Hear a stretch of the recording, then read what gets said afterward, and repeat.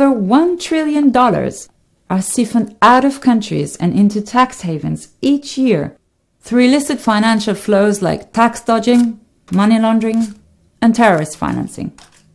That's money being drained away from the hospitals, schools, and social services in your neighborhood.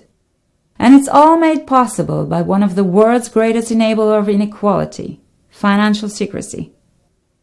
To better understand how tax havens facilitate illicit financial flows and how we can stop them, the Tax Justice Network developed the Financial Secrecy Index that ranks countries by their contribution to global financial secrecy in order of worst offenders to lesser offenders.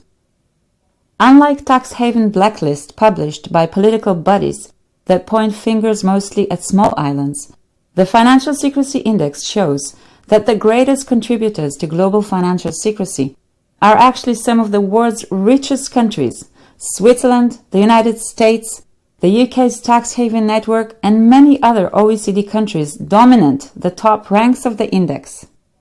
The Financial Secrecy Index is based on two components. First, the secrecy score. This is an assessment of each jurisdiction's laws and international treaties.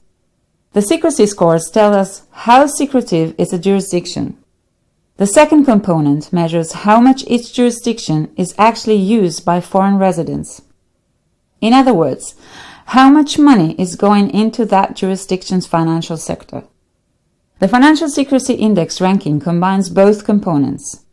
So the countries at the top of the index are the biggest contributors to financial secrecy, and not necessarily the most secretive ones. But this is only part of the problem. The Financial Secrecy Index focuses mostly on the laws and policies that enable wealthy individuals to hide wealth or launder illegal proceeds. But what about multinational companies avoiding tax on the billions in profit they declare? An estimated $500 billion in corporate tax is dodged globally each year by multinational corporations. That's enough to pay the UN's annual underfunded humanitarian aid budget 20 times. Corporate tax havens enable this massive tax drain by offering loopholes that allow multinationals to shift their profits from the countries where they actually operate into tax havens that collect little to no tax. To capture this other side of the coin, the Tax Justice Network published the Corporate Tax Haven Index in 2019. This index focuses on how corporate tax havens enable multinationals to escape tax and ranks countries by their complicity in global corporate tax havenery. This new index also combines two components. First, a haven score that assesses how each country's laws and tax treaties enable corporate tax avoidance. Second, it looks at how much countries are used in practice by multinationals. Both indexes are available online for free, complete with all the data and sources analyzed by the indexes.